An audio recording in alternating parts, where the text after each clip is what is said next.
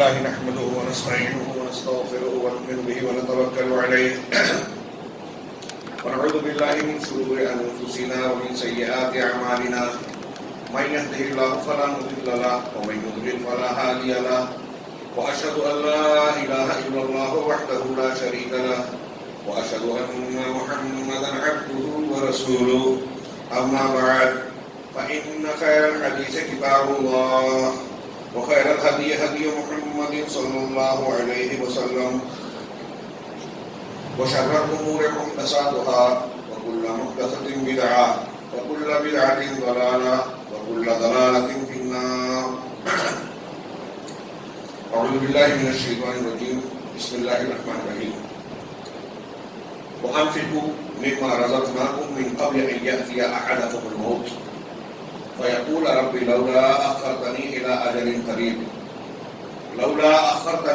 أجل قريب فأصدق وأكون من الصالحين ولن يؤخر الله نفسا إذا جاء أجلها والله خبير بما تعملون. محترم حاضرین،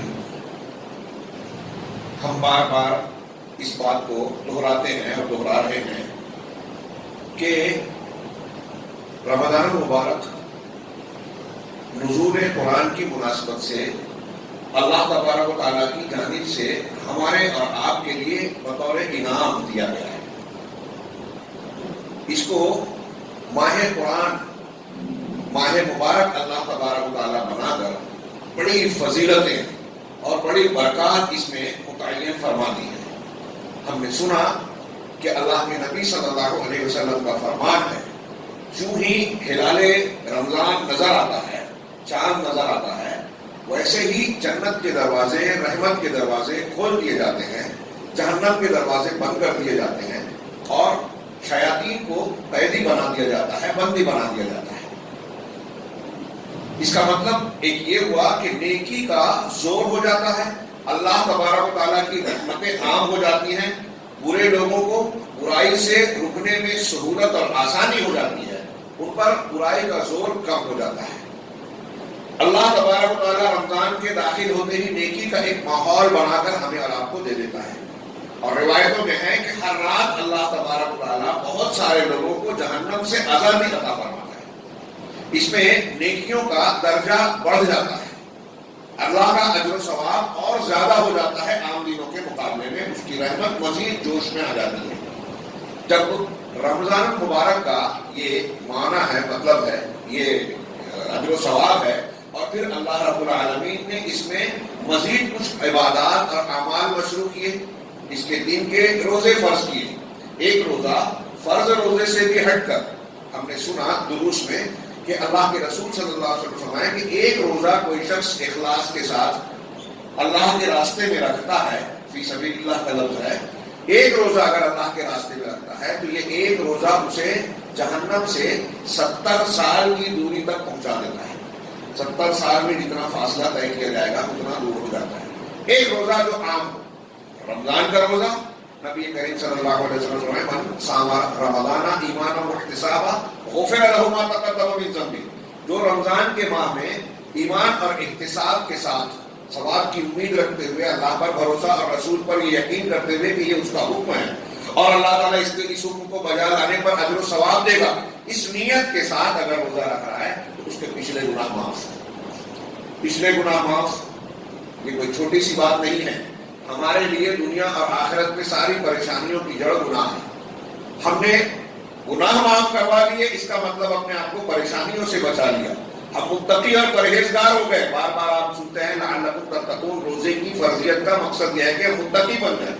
اب قرآن میں پڑھیے تو بتایا اللہ تبارک و تعالیٰ نے کہ ان تتقوا وتصبروا لا یضرکم کیدہم شیئا، اگر تم تقوی اختیار کرو، صبر کرو تو اللہ تعالیٰ دشمنوں کی چالیں تمہارا کچھ نہیں بگاڑ سکے گی. مسلمان آج خوف زدہ ہیں، ہمارے خلاف سازشیں ہو رہی ہیں عالمی سطح پر، اقوام متحدہ سے، حکومتی سطح پر، ڈپارٹمنٹ کی طرف سے، فلاں کی طرف سے ہم دہشت زدہ ہیں. اللہ تعالیٰ کہہ رہا ہے ڈرنے کی وہ چیز نہیں ہے، ڈرنے کی چیز تمہارا گناہ ہے. اور اگر تم تقوی اختیار کر لو، صبر کرو تو لا یضرکم کیدہم شیئا، قرآن کا فرمان ہے، تو تم کو دشمنوں کی چالیں، سازشیں کوئی نقصان نہیں پہنچائے گی. ولو ان اهل القرى آمنوا واتقوا لفتحنا عليهم برکات من السماء والارض. اللہ تبارک و تعالیٰ نے کہا کہ اگر یہ بستی کے لوگ جن کو ہم نے ہلاک کیا، قوم نوح، قوم عاد، قوم ثمود، ان کا ذکر کرنے کے بعد سورہ اعراف میں کہا کہ یہ لوگ اگر ایمان لے آتے اور تقوی اختیار کرتے تو ہم ان پر آسمانوں اور زمین کی برکتوں کے دروازے کھول دیتے. تقوی اور ایمان ہوگا تو آسمان اور زمین کی برکت کے دروازے کھل جائیں گے. وَمَن يَتَّقِ اللَّهَ يَجْعَل لَهُ مَخْرَجًا، یہ بھی سورہ طلاق قرآن کی آیت ہے. جو اللہ کا تقوی اختیار کرے گا، ڈرے گا اللہ سے، ہاں شریعت کی پر عمل کرے گا. تقوی کا معنی کیا ہے؟ جن چیزوں کا حکم اللہ اور رسول نے دیا اسے بجا لانا، جن سے منع کیا ہے رک جانا. اللہ کہہ رہا ہے کہ جو ایسا کرے گا وَمَن يَتَّقِ اللَّهَ يَجْعَل لَهُ مَخْرَجًا، اللہ اس کے لیے نکاسی کا، بچنے کا راستہ کھول دے گا. ہم اور آپ جس تکلیف میں ہو، پریشانی میں ہو، یہ قرآن کہہ رہا ہے. روحانی اسباب پر یقین ہونا چاہیے ہمیں کہ اگر ہم تقوی اختیار کریں گے تو تکلیف مصیبت سے نکلنے کا راستہ اللہ دے گا.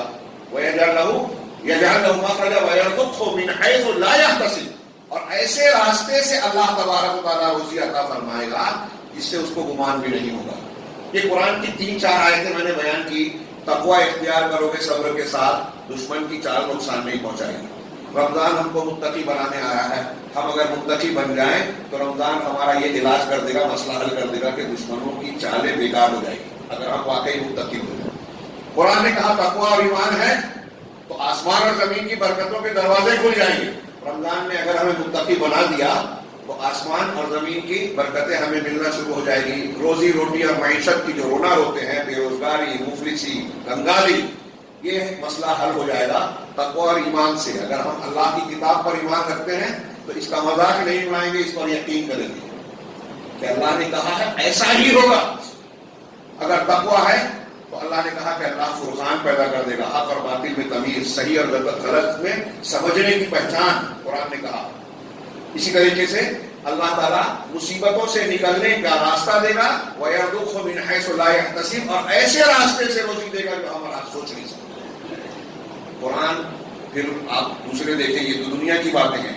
إِنَّ لِلْمُتَّقِينَ مَفَازًا حَدَائِقَ وَأَعْنَابًا وَكَوَاعِبَ أَتْرَابًا إِنَّ الْمُتَّقِينَ فِي ظِلَالٍ وَعُيُونٍ. یہ الگ الگ جگہوں کی آیتیں ہیں کہ متقیوں کے لیے کامیابی ہے. متقی پرہیزگار تقوی والے لوگ ہی چشموں میں ہوں گے، عیون میں اور نہروں میں ہوں گے، جنت کے باغات میں ہوں گے. یہ قرآن کی آیتیں ہیں، اللہ کے وعدے ہیں، اور یہ کوئی مذاق یا کھلواڑ کی باتیں نہیں ہیں. سنجیدہ، انتہائی یقینی باتیں کہ اگر ہم تقوی اختیار کرتے ہیں تو دنیا اور آخرت کی ساری چیزیں مل گئی. اور رمضان ہمیں متقی بنانے ہے. کیسے بنا رہا ہے؟ اللہ تعالیٰ نے اسٹیج سجا کر دیا ہمیں. رمضان المبارک ہمیں سدھارنے سنوارنے کا اسٹیج تیار کر کے دیتا ہے. ابھی سنا رحمت کے دروازے کھل گئے، جہنم کے دروازے بند ہو گئے، شیطان مقید ہو گئے، ہر وقت جنت سے آزادی. دن میں روزہ فرض ہے، اس کی کتنی فضیلت ہے ہم جانتے ہیں. رات میں اللہ کے رسول نے فرمایا کہ قیام اللیل آپ کے لیے مشروع قرار دیا گیا. اس کو اگر ایمان و احتساب کے ساتھ، پابندی کے ساتھ، سنت کے مطابق ہم نے ادا کیا تو وہ بھی گناہوں کی بخشش کا ذریعہ ہے. غفر لہ ما تقدم کا وعدہ اس کے ساتھ کیا. رات کا قیام جس کو ہم تراویح کہتے ہیں. ہاں، ہمارے یہاں 8 اور 20 کی بحث ہوتی ہے. رسول اللہ صلی اللہ علیہ وسلم نے 11 رکعت وتر کے ساتھ 11 رکعت سے زیادہ کبھی نہیں پڑھی. حضرت عائشہ صدیقہ کا بخاری وغیرہ میں بیان ہے، اور یہ ایک لمبی بحث ہے، چھوڑ دیتے ہیں ہم. لیکن یہ ثابت ہے کہ سنت 8 کی ہے. تو قیام اللیل سنت کے طریقے پہ ہمارے یہاں کچھ لوگ سمجھتے ہیں کہ اس میں قرآن ختم کرنا کافی ہے یا ضروری ہے، لہذا بعض لوگوں نے شارٹ کٹ نکالا جنت کا کہ مہینے بھر کی تراویح 3 دن میں پڑھ لی، 1 دن میں پڑھ لی، 7 دن میں، کوئی 10 دن کی کا اہتمام کرتا ہے. نہیں، اللہ کے رسول نے فرمایا من قام رمضان ہے، جو پورے رمضان کا قیام کرے. یہاں قرآن کے ختم کرنے کا ذکر نہیں ہے، پورے رمضان قیام کرنے کا ذکر ہے. اللہ کے رسول نے جماعت سے 3 دن پڑھائی تھی اور ہمیشہ پڑھتے تھے، وہ روایتیں ہم جانتے ہیں. تو خیر، رات کا قیام مصنون کیا. پھر اس کے علاوہ اس ماہ مبارک میں اللہ کے نبی جناب محمد رسول اللہ صلی اللہ علیہ وسلم کی سیرت طیبہ دیکھیے کہ جیسے جیسے آپ کا بیان اور قرآن حدیث کے الفاظ سے، احکامات سے پتہ چلتا ہے کہ جیسے جیسے رمضان کے ایام آگے بڑھتے جاتے ہیں، دن آگے بڑھتے جاتے ہیں، ویسے ویسے اس کی فضیلتیں، اجر و ثواب بھی بڑھتا جاتا ہے. چنانچہ اللہ کے نبی صلی اللہ علیہ وسلم اور صحابہ کرام کی زندگی کو ہم دیکھتے ہیں تو پتہ یہ چلتا ہے کہ رمضان کے دن جیسے جیسے آگے بڑھتے تھے وہ لوگ عبادت میں، خرچ میں، انفاق میں، نیکیوں میں اور اللہ تبارک و تعالیٰ کے لیے اچھے اعمال کرنے میں زیادتی کرتے جاتے تھے.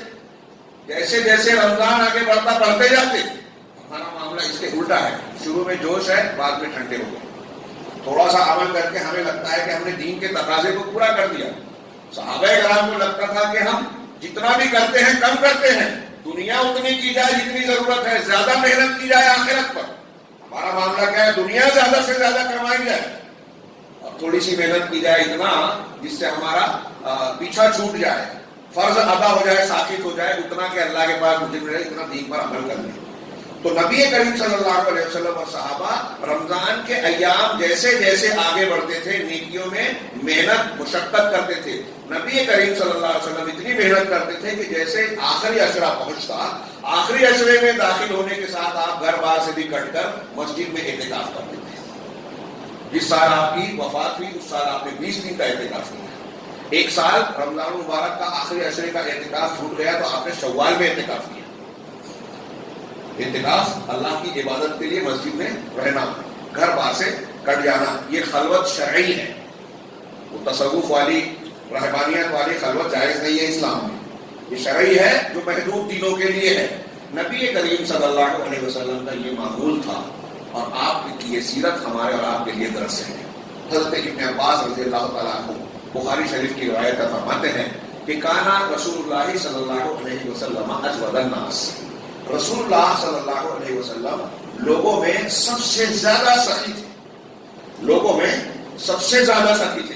وکانا اجود ما یکون فی رمضان. آپ ایسے عام حالات میں تو سب سے زیادہ سخی تھے ہی، آپ کی سخاوت رمضان المبارک میں سب سے زیادہ شباب پر ہوتی اور سب سے زیادہ بڑھ جاتی. سخاوت اللہ کے راستے میں خرچ کرنا. آپ کتنے سخی تھے؟ صحیح مسلم کی ایک روایت ہے کہ ایک شخص آیا، اس نے اسلام قبول کیا.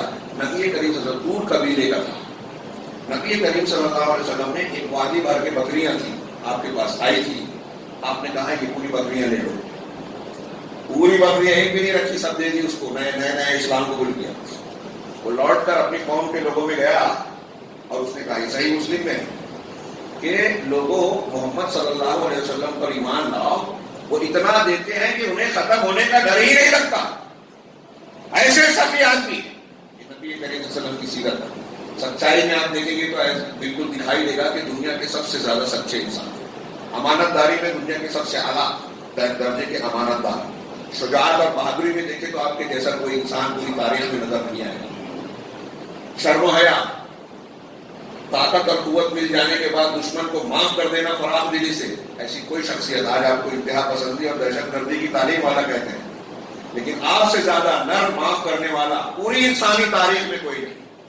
ایسے ہی آپ سے زیادہ سخی لوگوں کو دینے والا کوئی نہیں. حضرت ابن عباس کہتے ہیں کہ آپ سب سے سخی تھے.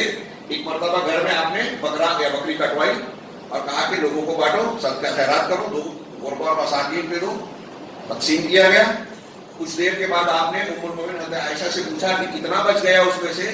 کہا صرف ایک اس کا شانہ، کتف کا لفظ ہے، ما بقیہ الا کتفا، کتف ہوا کہ اس کا کتف، اس کا کندھا یا شانہ جو کہیے، اس کا صرف ایک شانہ بچا ہے. نبی کریم صلی اللہ علیہ وسلم نے جو تعلیم دی کیا بہترین. کہا نہیں، شانے کے علاوہ اس کا سارا حصہ محفوظ ہو گیا. پوری بکری جو ہم نے اللہ کے راستے میں غربا مساکین میں تقسیم کی وہ سیف ہوا ہے، ریزرو ہوا ہے، وہ محفوظ ہوا ہے. یہ نہیں رہ گیا یہ تو ہم کھا لیں گے، استعمال کر لیں گے. محفوظ تو وہ ہوا ہے. ہم سمجھتے ہیں جو گھر میں رکھا وہ محفوظ ہے. نبی کریم صلی اللہ علیہ وسلم نے ایک مرتبہ سوال کیا کہ ایکم احب الیہ مالہ من مال وارث، بخاری کی حدیث ہے کہ تم میں سے کون شخص ہے جس کے نزدیک اس کا مال، اس کے وارث کا مال اس کے اپنے مال سے زیادہ محبوب ہے. یعنی اپنے مال سے زیادہ وارث کا مال محبوب ہے. تو صحابہ نے کہا کہ نہیں، ہم نے تو ہر شخص اپنا مال محبوب رکھتا ہے. تو کہا اگر تمہیں اپنا مال محبوب ہے تو تمہارا مال بس وہی ہے جو تم نے زندگی میں استعمال کیا. جو تم نے استعمال کیا وہ تمہارا مال ہے. جو جو تم نے استعمال کیا وہ ہے، اور جو تم نے صدقہ و خیرات کر کے چھوڑ دیا وہ تمہارا مال ہے. باقی جو دنیا میں چھوڑ کر مر جاؤ گے تو وہ تو تمہارے وارث کا مال ہے. اور آج کل لوگ اسی میں زیادہ مرے جا رہے ہیں. بینک بیلنس بنایا، زمین بنائی، جائیداد پراپرٹی بنائی، یہ تو چھوڑ کے جانے والے ہیں. ایک حدیث میں فرمایا کہ ابن آدم کہتا ہے میرا مال، حالانکہ اس کا مال وہی ہے جو کھا لیا، ختم کر دیا، پہن لیا، بوسیدہ کر دیا، اور صدقہ و خیرات کر کے اللہ کو خوش کر دیا، محفوظ کر دیا.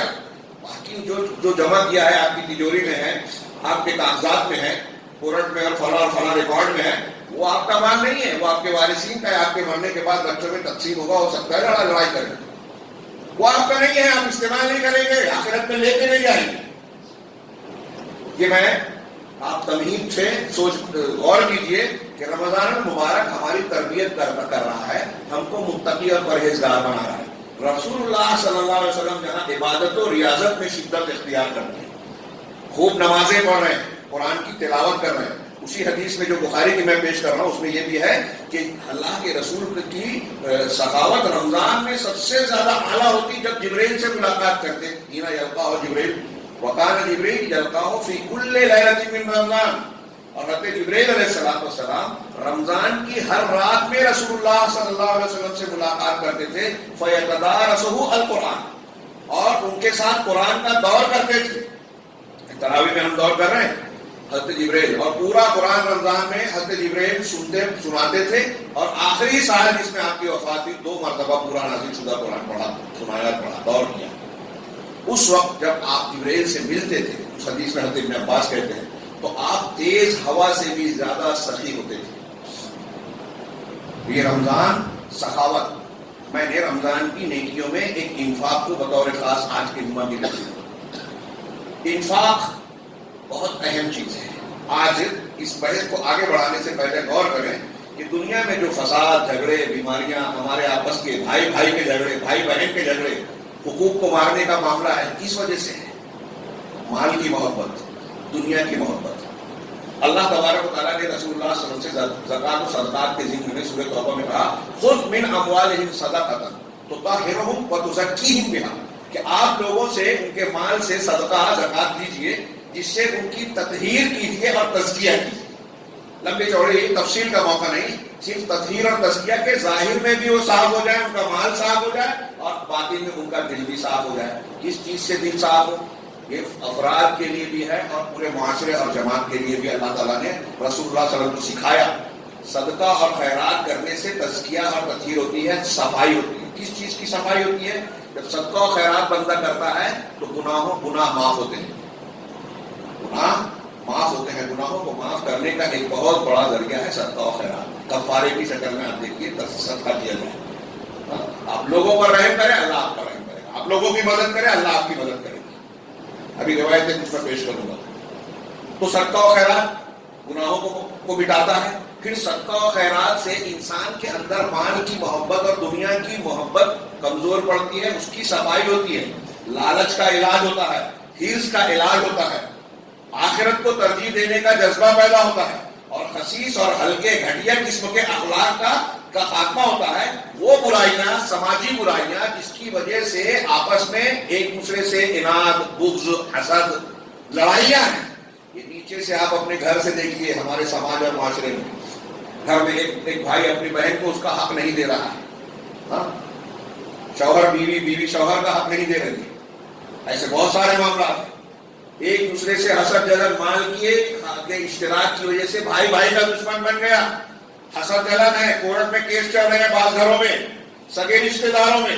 ہمارے گھروں سے لے کے بین الاقوامی سطح تک ملٹی نیشنل کمپنیز اور عالمی جو ادیوگ پتی اور بڑے بڑے لوگ ہیں آج دنیا کو مارکیٹ کے طور پر اپنے قبضے میں کرنا چاہتے ہیں، اور اس کی وجہ سے انتہائی بے مروت، بے رحم بن گئے. ابھی جو کورونا کا معاملہ چلا، اس میں عام طور سے ایک رجحان یہ ہے، صحیح ہو یا غلط، لیکن صحیح کی طرف زیادہ رجحان جاتا ہے کہ یہ ایک تجارتی سازش تھی. اس میں ویکسین بیچنا، دنیا پر کنٹرول کرنا، لوگوں پر کنٹرول کرنا، اس کے پیچھے مقصد تھا. تو دنیا کے کمانے کے لیے لوگوں کی جان سے کھیلا گیا، لوگوں کو خوف اور دہشت میں مبتلا کیا گیا. مال کی محبت انسان کو کہاں تک لے جاتی ہے؟ ایک سود خوری اسی لیے شریعت میں منع کی گئی ہے. آپ کے والد کا آپریشن ہے، سیریس ہے، بھائی کے دوست کے پاس گئے کہ یار میرے والد کا آپریشن ہے، 1 لاکھ روپیہ قرض دے دیں. وہ سوچے گا 1 لاکھ اس کو دوں گا تو میرا بڑھے گا نہیں، ہو سکتا ہے جو ملنا ہے وہ بھی مشکل سے ملے گا، میں کیوں دوں اسے. کہا یار ابھی بہت کام ہے، ضرورتیں ہیں، یہ ہے وہ ہے، میرا یہ کام ہے، میں نہیں دے سکتا.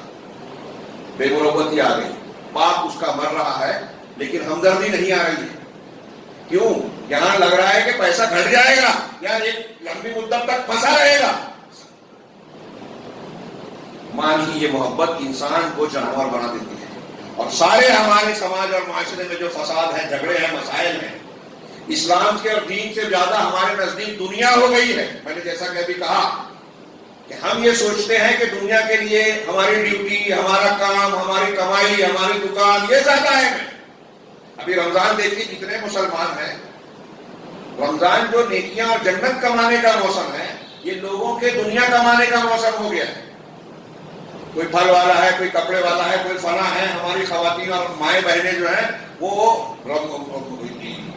نیکیاں عبادت کرنے سے زیادہ کچن میں اور بازار میں جاتی ہیں. عید کی تیاری کرنی ہے، سحری اور افطار کی تیاری کرنی ہے، اس میں زیادہ وقت کھپتا ہے. عبادت، ریاضت اور رمضان کی برکتوں کو حاصل کرنے کے لیے کم موقع ملتا.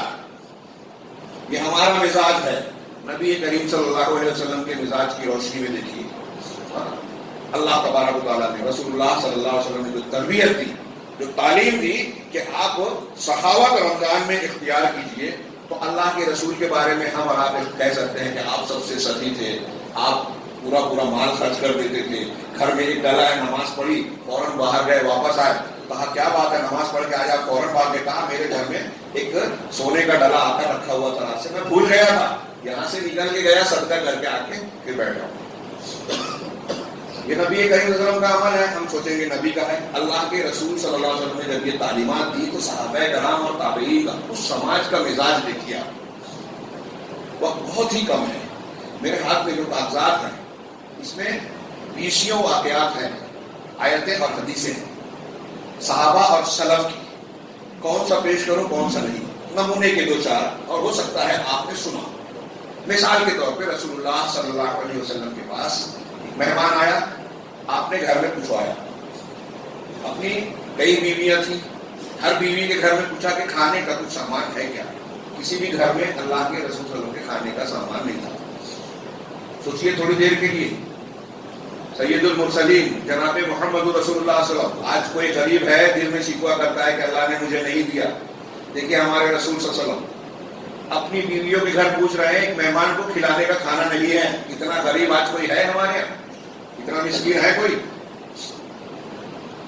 آپ نے پوچھا صحابہ سے، موجود کہ کوئی ہے جو میرے مہمان کی ضیافت کرے؟ ابو طلحہ رضی اللہ تعالیٰ عنہ نے کہا میں. لے گئے، گھر میں داخل ہوئے، مہمان باہر ہیں. بیوی ام سلیم حضرت انس رضی اللہ تعالیٰ عنہ کی والدہ بہت فضیلت والی خاتون ہیں.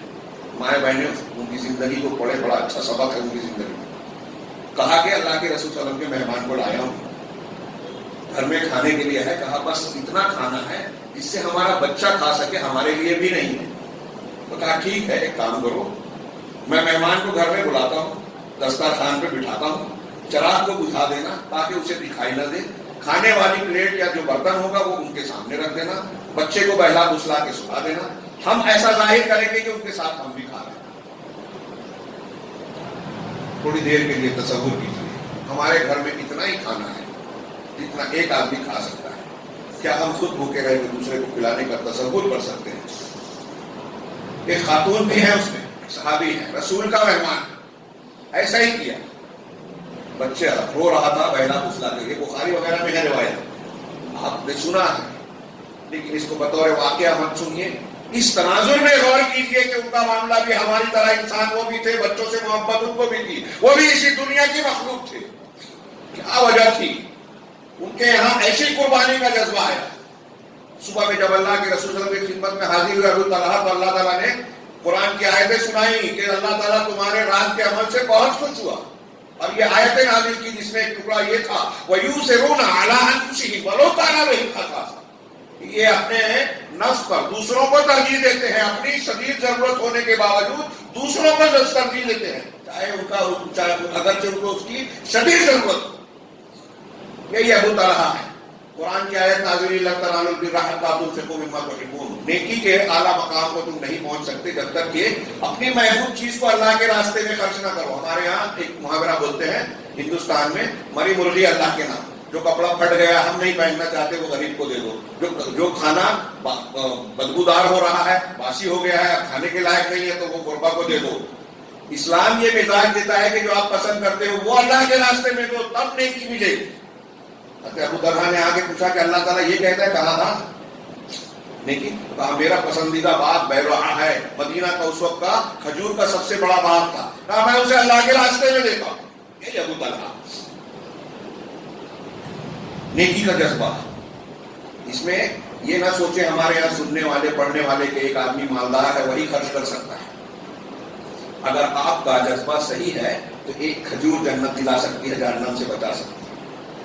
ثبوت کئی ہیں، بخاری مسلم کی ایک حدیث. ام المومنین عائشہ صدیقہ رضی اللہ تعالیٰ عنہ کہتی ہیں جاءتنی مسکینہ، میرے پاس ایک مسکین عورت آئی، ومعہا ابنتاہا، اس کے ساتھ اس کی 2 بیٹیاں تھیں. اس نے فاستطعمتھا، مجھ سے کھانا مانگا، بھوکے تھے تینوں.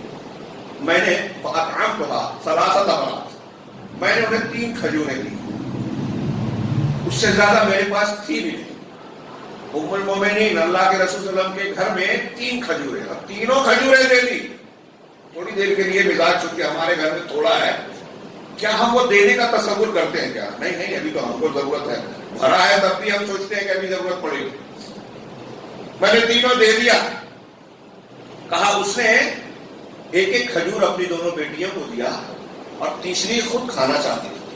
ابھی وہ اپنا کھانے کے لیے منہ کی طرف بڑھائی کہ دونوں بچیوں نے اس کی کھجور بھی مانگ لی، ہاتھ پھیلا دیا. اپنی کھجوریں کھا لی، چٹ کر لی اور ان کی کھجور کی طرف ہاتھ پھیلا دیا. اس عورت نے دیکھا تو اس کھجور کو 2 حصوں میں توڑا، آدھا آدھا آدھا دونوں کو دے دیا. کہا مجھے اس کی یہ بات بہت عجیب لگی. فاعجبنی ذلک، من شأنہا، اس کی یہ شان حالت مجھے بڑی اچھی لگی اور بڑی عجیب لگی. دونوں ترجمہ کر سکتے ہیں. پھر جب رسول اللہ صلی اللہ علیہ وسلم تشریف لائے تو میں نے آپ کو یہ بات بتائی. اللہ کے رسول صلی اللہ علیہ وسلم نے سننے کے بعد کہا کہ اس نے جو عمل کیا اس کے بدلے میں اللہ تبارک و تعالیٰ نے اس پر جنت واجب کر دی یا اس کو جہنم سے آزاد کر دیا. غور کیجیے، ام المومنین حضرت عائشہ نے کھجوریں دی، بچیوں کو دینے کے بعد اس کی اپنی ایک کھجور تھی. اس نے اپنی ایک کھجور، اس نے بھی کمایا نہیں تھا، ام المومنین نے دیا تھا. اتنی غریب عورت تھی لیکن اپنی بھوک اور شدت کے باوجود اس ایک کھجور کو بچیوں میں دے دیا. ایک کھجور کی وجہ سے اللہ نے جہنم سے آزادی اور جنت میں داخلہ دے دیا. فرمان رسول ہے اور مضبوط حدیث ہے. اللہ کے رسول نے کئی حدیثوں میں فرمایا اتقوا النار ولو بشق تمرہ، جہنم کی آگ سے بچو چاہے کھجور کے ایک ٹکڑے ہی کے ذریعے سے کیوں نہ ہو. صحابہ کرام کا مزاج آپ دیکھیے. میں نے کہا کتنے واقعات ہیں خرچ کرنے کا عجیب و غریب، دوسرے کے کام آنے کا عجیب و غریب. اللہ کے رسول صلی اللہ علیہ وسلم نے ان کی تربیت کی تھی، وہ آخرت پر نظر رکھتے تھے. ایک صحابی، صحیح مسلم کی روایت ہے، ان کے ایک مقروض تھے، قرض میں ڈوبے ہوئے تھے، قرض زیادہ تھا. ان کو جب پوچھنے جاتے تو یہ ان کو دیکھ کر جو مقروض تھے وہ چھوٹتے تھے. ایک دن مقابلہ سامنا ہو گیا تو کہا کہ تم مجھ سے مل نہیں رہے ہو، کیا بات ہے، کترا رہے ہو؟ تو کہا اصل میں انا معسر، میں تنگ دست ہوں، پریشان حال. تو انہوں نے کہا اللہ کی قسم ایسا ہی ہے؟ کہا ہاں اللہ کی قسم ایسا ہی ہے. تو انہوں نے کہا کہ تب ٹھیک ہے میں تم کو معاف کرتا ہوں، کیونکہ میں نے رسول اللہ صلی اللہ علیہ وسلم کو کہتے ہوئے سنا ہے کہ جو شخص کسی تنگ دست کو مہلت دے یا معاف کر دے اللہ تعالیٰ قیامت کی مصیبت اس سے دور کر دے گا. مجھے قیامت کی مصیبت دور کر دے گی، میں تم کو معاف کرتا ہوں.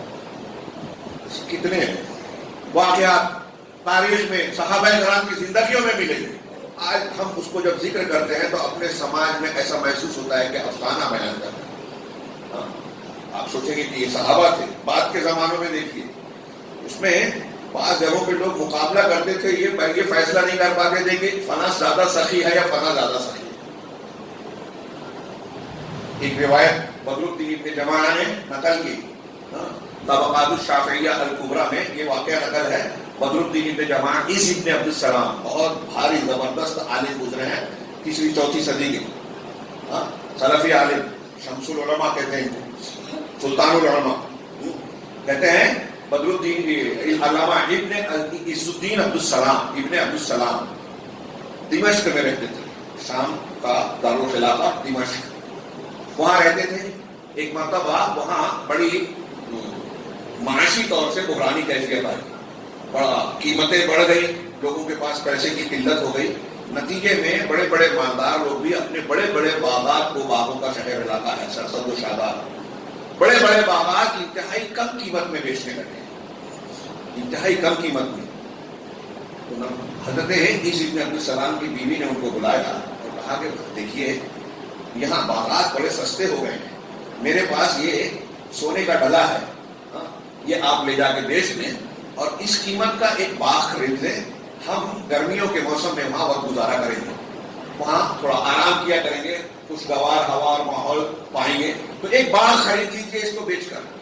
عیسی ابن عبدالسلام نے وہ ڈلا لیا, بازار میں جا کر اسے بیچا, اس مال کو غربا اور مساکین میں تقسیم کر دیا.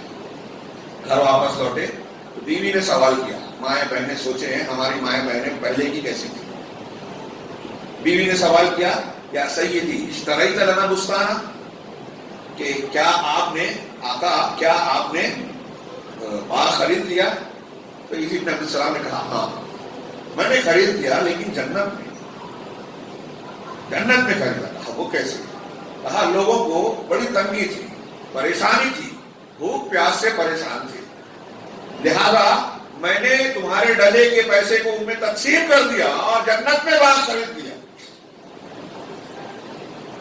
تو اس عورت نے یہ نہیں کہا کہ یہ تم نے کیا کیا, تانا زنی کی, نہیں, بلکہ کہا جزاک اللہ خیر, اللہ آپ کو جزائے خیر دے, بہت صحیح کام کیا, بہت اچھا کام کیا. تمہاری خواتین کا یہ مزاج تھا, میں نے اس سے پہلے ذکر کیا تھا. ام المومنین حضرت عائشہ صدیقہ کے بعد امیر معاویہ نے 1 لاکھ درہم بھیجا, 1 لاکھ بھیجا, 1 لاکھ.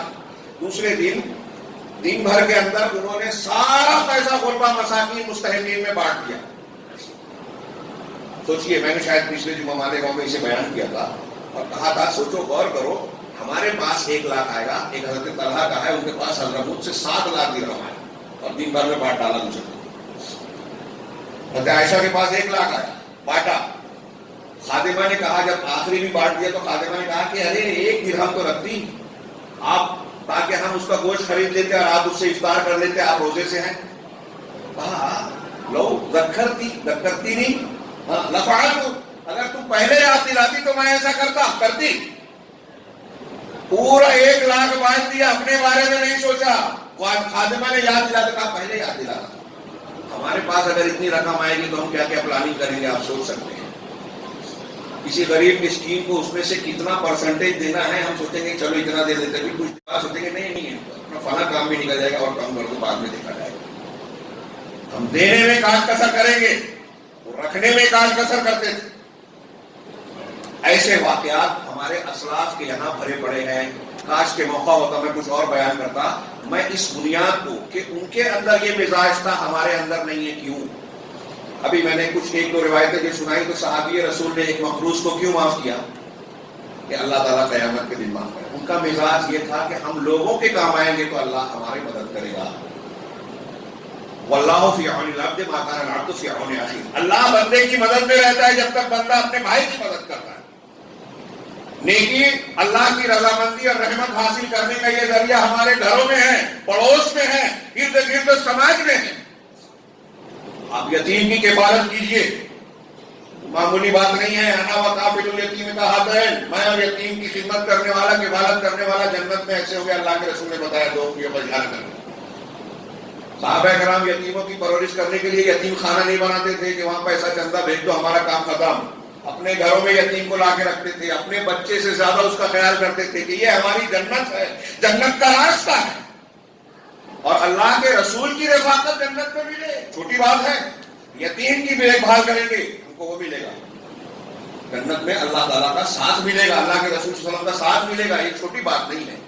بخاری مسلم میں اللہ کے حضرت ابو ہریرہ رضی اللہ تعالیٰ عنہ کی بڑی مشہور روایت ہے کہ الساعی علی المسکین ہے, کہ مسکین اور بیوہ کے لیے دوڑ دھوپ کرنے والا شخص, بخاری مسلم کی حدیث میں ہے، ابو ہریرہ کہتے ہیں اللہ کے رسول نے فرمایا کہ مسکین کے لیے دوڑ دھوپ کرنے والا شخص کل مجاہد فی سبیل اللہ، ایسا ہے جیسے اللہ کے راستے میں مسلسل جہاد کرنے والا۔ راوی کہتے ہیں کہ وَأَحْسِبُهُ قال، اور مجھے خیال گزرتا ہے کہ انہوں نے یہ بھی بیان کیا کہ جو شخص ایسا کرتا ہے وہ اللہ کے راستے میں وہ مسلسل نماز پڑھنے والا اور وہ مسلسل روزے رکھنے والا جو روزے کو نہ چھوڑے، اور مسلسل نماز پڑھنے والا ہے جو نماز میں انقطاع نہ کرے۔ ہم میں سے کوئی شخص ہے جو بغیر روزے کے دن گزارے، وہ مسلسل روزہ رکھے، بغیر روزے کے نہ رہے؟ کوئی شخص ہے جو مسلسل نماز پڑھ سکے؟ ہم کوئی ایسا عمل نہیں کر سکتے، لیکن اللہ کے رسول کہہ رہے ہیں کہ اگر بیوہ، یتیموں، مسکینوں کے لیے اگر آپ دوڑ دھوپ کرتے ہو، خرچ کرو، ضروری نہیں ہے۔ ہم سوچتے ہیں کہ ہمارے پاس مال ہوگا تبھی، مواسات اور ہمدردی صرف مال سے نہیں ہوتی۔ اللہ نے آپ کو صحت دی ہے، آپ دوڑ دھوپ کیجیے۔ اللہ نے آپ کو علم دیا ہے، اپنے علم کا استعمال کر کے لوگوں کی مدد کیجیے، جہالت بدعت کو دور کیجیے، ان کو غلط کاموں سے بچائیے، تلقین کیجیے۔ اللہ تبارک و تعالیٰ نے آپ کو اقتدار اور حیثیت دی ہے تو کسی کا کام آپ کہیں سفارش کر کے کروا سکتے ہو، کروا دیجیے۔ جس طریقے سے آپ دوسروں کے کام آ سکتے ہیں آپ ان کے کام آئیے۔ یہ قرآن و حدیث کی تعلیم ہے۔ اور صحابہ کرام کا یہ مزاج کیوں بنتا تھا؟ یہ اس لیے کہ یہ آخرت پر ایمان رکھتے تھے۔ انفاق، اللہ کے راستے میں خرچ کرنے کی فضیلتیں اللہ تعالیٰ نے جیسے قرآن میں بتایا، مثل الذین ينفقون اموالهم فی سبیل اللہ، جو لوگ اپنے مالوں کو اللہ کے راستے میں خرچ کرتے ہیں، کمثل حبہ، اس کی مثال ایک دانے کی طرح ہے، انبتت سبع سنابل، ایک دانہ آپ زمین میں ڈال رہے ہیں، 7 بالیاں اگا رہا ہے، ایک دانے سے 7 بالی، فی کل سنبلۃ 100 حبہ، ہر بالی میں 100 دانے۔ اب ایک دانے سے 7 بالیاں، ہر بالی میں 100 دانے، تو ایک کا 700 ہو گیا۔ اللہ نے آگے فرمایا واللہ یضاعف لمن یشاء، اور اللہ جس کو چاہتا ہے اور بڑھاتا ہے۔ یہ اجر و ثواب ہے۔ اب آپ اور ہم سنتے ہیں، ہم کو لگتا ہے یہ کیا ہے، بار بار تو سنتے ہیں۔ صحابہ کرام سنتے تھے تو ان کے دل میں لالچ پیدا ہوتا تھا۔ جب خرچ کا موقع آیا، رمضان کا موقع آیا، اللہ کے رسول نے بتایا کہ جو ایک روزے دار کو افطار کرے گا اس کو روزے کا ثواب ملے گا، تو غریب آدمی بھی ڈھونڈتا تھا، اللہ کے رسول صاحب کہتا تھا میرے پاس تو کچھ ہے نہیں، ثواب کیسے پاؤں؟ کہا ایک کھجور سے بھی کرا دو تو چل جائے، ایک گھونٹ پانی بھی پیش کر دو تو تم کو روزے کا ثواب مل جائے گا۔ وہ بے چین ہو جاتے تھے کہ کہاں سے خرچ کرے، کہاں سے پائیں فضیلت کو۔ اللہ کے رسول نے اعلان کیا تبوک میں، تو کوئی شخص جو ہے وہ رات میں جا کے محنت مزدوری کر رہا ہے، محنت مزدوری کر کے جو صبح میں جو مزدوری ملی پوری کھجور لا کے پیش کر، آدھی گھر لے گئے، آدھی چھوڑ دیا، ایک ساتھ 2 سا میں بھی، ایک سا گھر، ایک سا یہاں۔ حضرت بکر نے پورا گھر کا اثاثہ لا کے پیش کر دیا، عمر فاروق نے آدھا گھر پیش کر دیا، عثمان غنی نے 200 گھوڑے، 200 اونٹ، مہا سامان دیے، عبد الرحمان بن عوف اور بعض صحابہ نے ہزاروں کلو کھجور، کئی سواریاں، کافی سونا دیا۔ ان کے یہاں معاملہ یہ تھا کہ یہ نیکی کا، اللہ تبارک و تعالیٰ سے جنت لینے کا موسم آیا ہے تو اس کو زیادہ سے زیادہ استعمال کیا جائے۔ اب ان کا یہ مزاج تھا، کیوں ہمارا یہ مزاج بنتا جا رہا ہے کہ دنیا کے پیچھے بھاگے ہیں، دنیا کمائیں، دنیا کی لذت کی چیزیں، ہماری عورتیں، ہمارے بچے، اچھے سے اچھا موبائل ہو، گھر میں ٹی وی ہو، فریج ہو، فلاں ہو، ڈما ہو۔ جنت کی خواہش سے زیادہ یہ دنیا کے اسباب کی خواہش ہمارے یہاں۔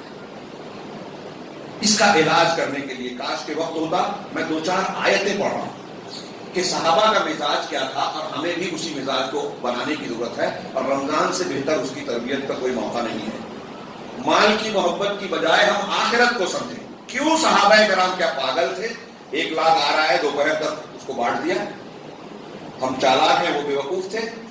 آج کوئی اگر آدمی ایسا کرے کہ اس کے پاس بہت سارا پیسہ ہے، غربا مساکین میں بانٹ دے، تو کہیں گے پاگل ہے۔ یہ پاگل پر نہیں ہے، اگر آخرت کے لیے ہے۔ ان کا ایمان تھا ان آیتوں پہ۔ میں نے جو پہلی شروع میں آیت پڑھی، سورہ منافقون کی بڑی مشہور آیت، وَأَنفِقُوا مِمَّا رَزَقْنَاكُم مِّن قَبْلِ، اس سے پہلے اللہ نے کہا کہ تمہارے مال اور اولاد تمہارے لیے فتنہ ہے، آزمائش ہے۔ اللہ نے فرمایا آگے وَأَنفِقُوا مِمَّا رَزَقْنَاكُم مِّن قَبْلِ أَن يَأْتِيَ أَحَدَكُمُ الْمَوْتُ، کہ جو ہم نے تمہیں روزی عطا کی ہے اس کو خرچ کرو اس سے پہلے کہ تم میں سے کسی شخص کے پاس موت آئے۔ موت آ جائے اس سے پہلے خرچ کرو۔ ایک روایت ہے بخاری مسلم کی، اللہ کے رسول صلی اللہ علیہ وسلم کے پاس ایک شخص آیا اور اس نے پوچھا ای الصدقۃ افضل، کون سا صدقہ اللہ کے راستے میں خرچ کرنا کون سا افضل ہے؟ تو اللہ کے رسول صلی اللہ علیہ وسلم نے کہا کہ ان تصدق وانت شحیح صحیح، تم صدقہ اس حال میں کرو کہ تم صحیح ہو اور ضرورت مند ہو. مطلب میرے پاس کوئی آدمی آئے یا جب صدقے کی ضرورت ہو اور میں صدقہ کر رہا ہوں، میرے صحت مند ہوں، مطلب وہ پیسہ میں استعمال کر سکتا ہوں اور میں اس کا ضرورت مند ہوں، میں چاہتا ہوں، خواہش رکھتا ہوں کہ یہ پیسہ میرے پاس رہے. انت شحیح صحیح، تم اس کے خواہش مند ہو، لالچ رکھتے ہو اور صحت مند ہو. تعمل الغنا وتخشى الفقر، تمہاری حالت یہ ہو کہ تم کو غنا کی امید ہو کہ میں اگر یہ پیسہ رکھوں گا تو میرے پاس مال رہے گا، اور فقر کی کا خوف ہو کہ اگر دے دوں گا تو میرے اندر میرے پاس محتاجگی آئے گی. ایسی حالت میں خرچ کرو، یہ ہے بڑا افضل صدقہ. آگے اللہ کے رسول نے فرمایا کہ تم ایسے حالات میں پہلے وقت سے پہلے خرچ کر دو. ایسا نہ ہو کہ جب تمہارا آخری وقت آئے، موت کا وقت قریب آ جائے تو تم یہ کہنے لگو ھذا لفلان ھذا لفلان ھذا لفلان وقد صار لفلان. جب مرنے لگو تو یہ بولو کہ ارے میرے مال میں سے فلاں یہ اس کو دے دینا، یہ اس کو دے دینا، یہ اس کو دے دینا، یہ اس کا رہے گا. اللہ کے رسول نے کہا کہ اب تمہارے صدقے سے کوئی فائدہ نہیں ہوگا. اب تو تم مر رہے ہو، مرنے کے بعد دوسروں کا ہونا ہی ہے، فلاں کا ہونا ہی ہے، تم کو کیا بولنے کی ضرورت، پھر تم کو فائدہ نہیں دے گا. اللہ تعالیٰ نے کہا وَأَنفِقُوا مِمَّا رَزَقْنَاكُم مِّن قَبْلِ أَن يَأْتِيَ أَحَدَكُمُ الْمَوْتُ، موت کے آنے سے پہلے تم اللہ کے راستے میں خرچ کرو. علماء نے یہاں ایک نقطہ اور بھی بیان کیا اور کہا کہ غور کیجیے، اللہ تعالیٰ نے یہ نہیں کہا کہ موت کے آنے سے پہلے نماز پڑھ لو، روزہ رکھ لو، فلاں فلاں کام کر لو. کیوں؟ اس لیے کہ مال کی محبت انسان کو دنیا کی طرف کھینچتی ہے، اور مال جب راستے میں اللہ کے خرچ کرتا ہے بندہ اللہ واسطے اخلاص کے ساتھ، اس کا مطلب یہ کہ اس کے اندر واقعی اللہ کی محبت ہے، آخرت کی چاہت ہے، اللہ کے اجر و ثواب کی امید ہے کہ وہ دل سے قربانی دے رہا ہے.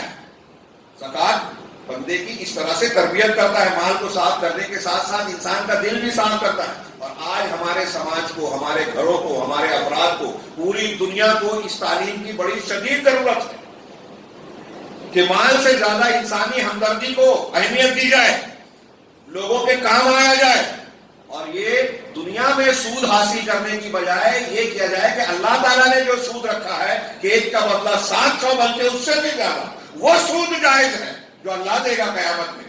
تھوڑی سی نیکی ہم نے کیا، جنت دے گا، جس کا کوئی مول نہیں ہے، جس کا کوئی تصور ہم نہیں کر سکتے. تو اللہ کے رسول نے کہا کہ قرآن میں اللہ نے کہا کہ موت کے آنے سے پہلے اللہ کے راستے میں خرچ کرو.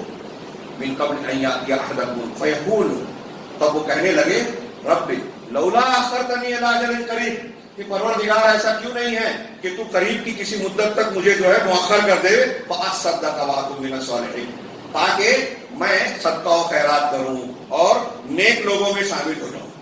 واکن من الصالحین، نیک لوگوں میں شامل ہو جاؤں.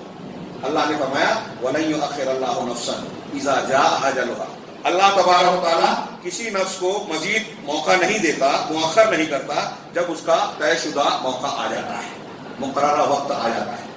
ایک آیت اور پڑھوں، سورہ بقرہ کی آیت الکرسی سے تھوڑا پہلے یا اس سے بالکل پہلے والی آیت پڑھیے آپ. اللہ نے فرمایا یا ایھا الذین آمنوا، اے ایمان والو، انفقوا، خرچ کرو، مما رزقناکم، جو کچھ ہم نے تم کو دیا ہے، من قبل ان یأتی یوم لا بیع فیہ ولا خلہ، اس دن کے آنے سے پہلے جس میں لین دین نہیں ہوگا، کوئی لین دین نہیں ہوگا، ولا خلہ، کوئی سودا نہیں ہو پائے گا، اور نہ دوستی ہوگی، دوستی یاری ہوگی، ولا شفاعہ، اور نہ کوئی سفارش ہوگی، والکافرون هم الظالمون، اور کافر لوگ ہی ظالم ہیں.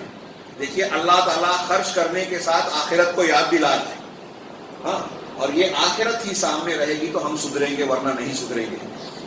آخرت کا یہ تصور قرآن نے بار بار بار بار دہرایا ہے.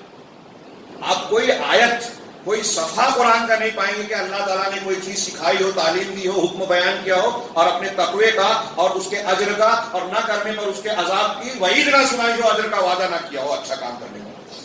لہذا صحابہ کرام کی تربیت قرآن نے اسی طریقے سے کی.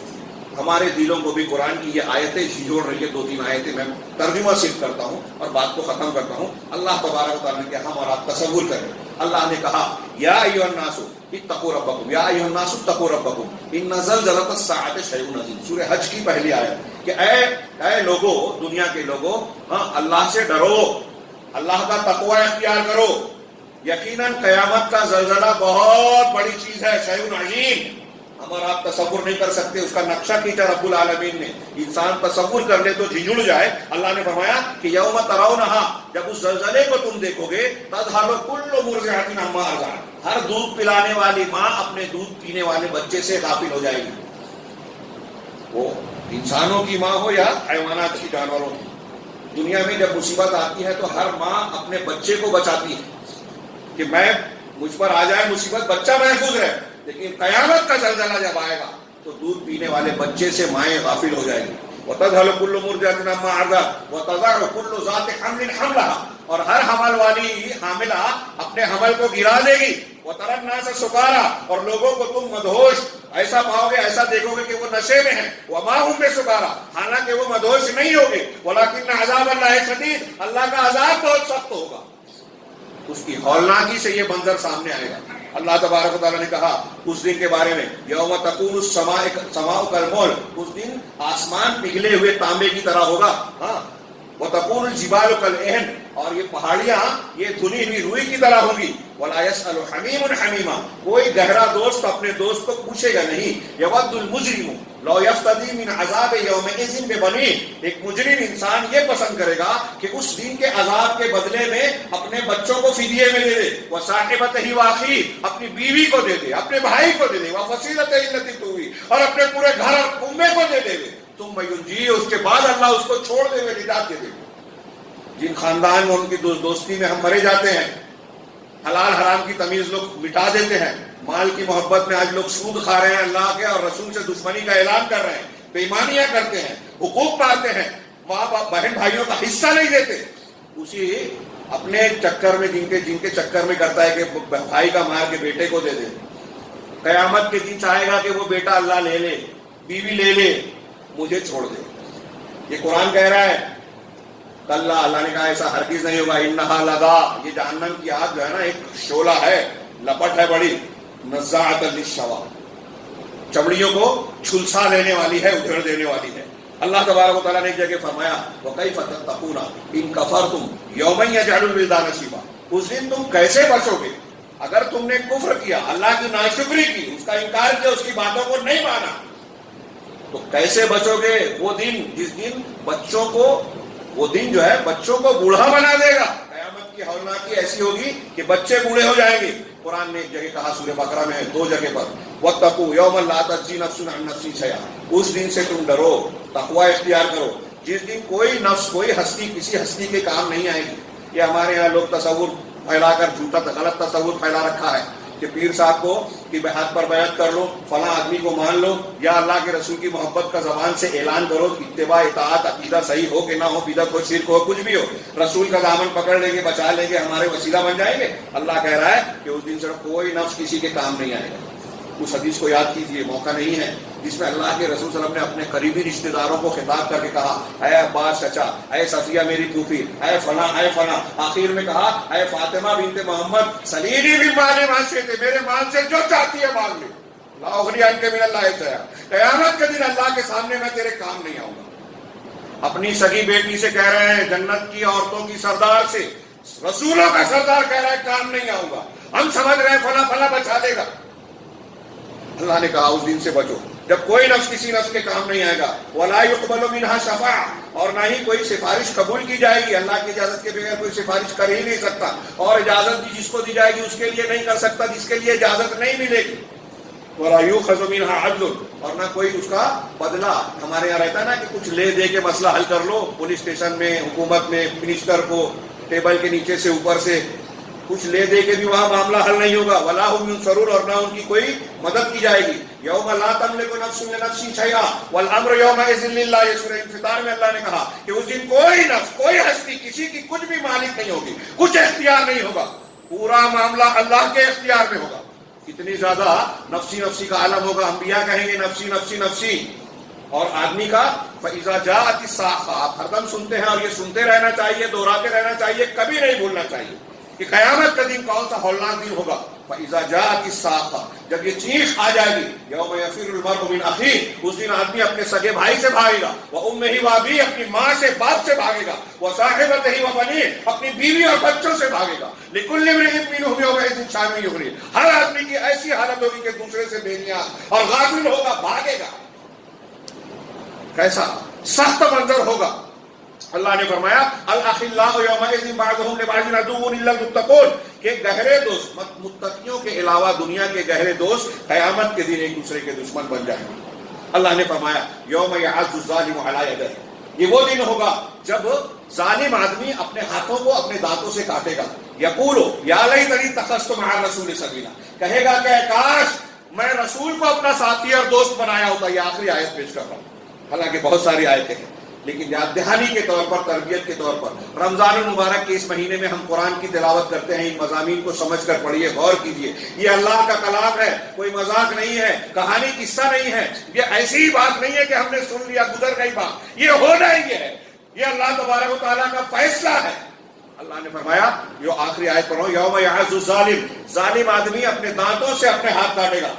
علی یدیہ یقول یا لیتنی اتخذت مع الرسول سبیلا، وہ کہے گا کہ کاش میں رسول کو اپنا دوست بنایا ہوتا، ان کے راستے پر چلا ہوتا. میں اس کی تشریح کرتے ہوئے کہتا ہوں لوگ برا نہ مانے، لیکن حقیقت میں لمبی چوڑی بات کا وہ مختصر سا جواب ہے، تشریح ہے کہ کاش میں اہل حدیث ہوتا. وہ کہے گا اہل حدیث کا مطلب مسلکی یا فرقہ بندی کے طور پہ نہیں، قرآن حدیث پہ چلنے والا، قرآن حدیث کو ماننے والا. میرا عقیدہ، میرا منہج، میرا دین رسول کے طریقے پر ہوتا. فلاں بزرگ، فلاں دانشور، فلاں انجینئر، فلاں غامدی، فلاں وہ اس کو اتنے لائک کرنے والے ہیں، اس کو اتنے پسند کرنے والے ہیں، اس کے پیچھے بھاگ رہے ہیں. نہیں، کہے گا کہ کاش میں نے رسول کا ساتھ پکڑا ہوتا، آپ کے راستے پر چلا. یا ویلتا لیتنی لم اتخذ فلانا خلیلا، ہائے افسوس کاش میں نے فلاں کو اپنا خلیل اور دوست نہ بنایا ہوتا. دنیا میں جس کے پیچھے چل کر مرے جا رہے ہیں، فلاں پیر صاحب، فلاں بزرگ، فلاں کو کروڑوں لوگ لائک کر رہے ہیں، ٹی وی چینل پہ روز آتا ہے، اس کے پیچھے بھاگ رہے ہیں. قیامت کے دن کہے گا کاش میں فلاں کو خلیل نہ بنایا ہوتا، رسول کو ساتھی بنایا ہوتا. جس کو ساتھی بنایا وہ کیا کیا؟ لقد اضلنی عن الذکر بعد اذ جاءنی، اس نے میرے پاس ذکر آ جانے کے بعد مجھ کو گمراہ کر دیا. بات چلی تھی کہاں سے؟ صدقہ و خیرات، رمضان المبارک کی بابرکت ساعتوں کا صحیح استعمال، عبادت، ریاضت، انفاق، اعتکاف، اللہ کی عبادت میں دن بدن محنت بڑھانا، اور یہاں تک پہنچی. یہ چیزیں ایک دوسرے سے میں مربوط مانتا ہوں کہ رسول اللہ صلی اللہ علیہ وسلم کا نمونہ ہے، صحابہ سلف کا نمونہ ہے، مردوں کے ساتھ خواتین کا نمونہ ہے کہ ان کے دل میں جب آخرت کا یہ یقین، جو منظر کشی ہم نے پڑھی، اس کے علاوہ جنت اور جہنم کا ذکر ابھی باقی ہے، وہ انشاءاللہ آخری عشرے میں ہم کریں گے. ان چیزوں کو انہوں نے یقین کے طور پر لیا تو اس کی زندگی پر، ان کی زندگیوں پر اس کے اثرات پڑے. آج ہمارے ذہن و دماغ سے یہ عقیدہ بہت کمزور ہو چکا ہے، ہماری تربیت میں بڑی کمی ہے. ہم رمضان کے یا دوسرے عبادتیں کرتے ہیں، اس میں عادت کا پہلو زیادہ ہے، عبادت کا پہلو کم ہے، دیکھی دیکھا زیادہ ہے، خلوص کم ہے.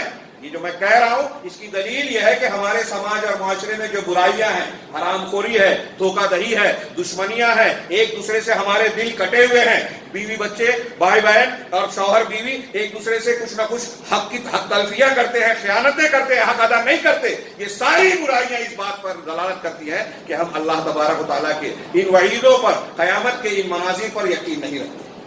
اگر قیامت کے ان مناظر پر یقین رکھیں گے تو صحابہ کرام کی طرح ہو جائیں گے. آخری قول حضرت حسن بصری کہتے ہیں کہ ایک مومن کی حالت اور ایک منافق کی حالت میں کیا فرق ہوتا ہے. مومن، حضرت حسن کہتے ہیں کہ مومن آدمی نیکیاں کرنے کے باوجود ڈرتا رہتا ہے کہ کہیں ایسا تو نہیں اللہ رد کر دے، نیکیاں کر کے بھی ڈرتا ہے. اور منافق آدمی گناہ کا کام کرتا ہے اور مطمئن رہتا ہے کہ میں بچا رہوں گا. یہ فرق کہاں سے آتا ہے؟ اسی ایمان کی بنیاد پر. رمضان کے ان فضیلت والے دنوں میں آپ اور ہم ان دین کی ان آیت کو سمجھیں. ہمیں مرنا ہے.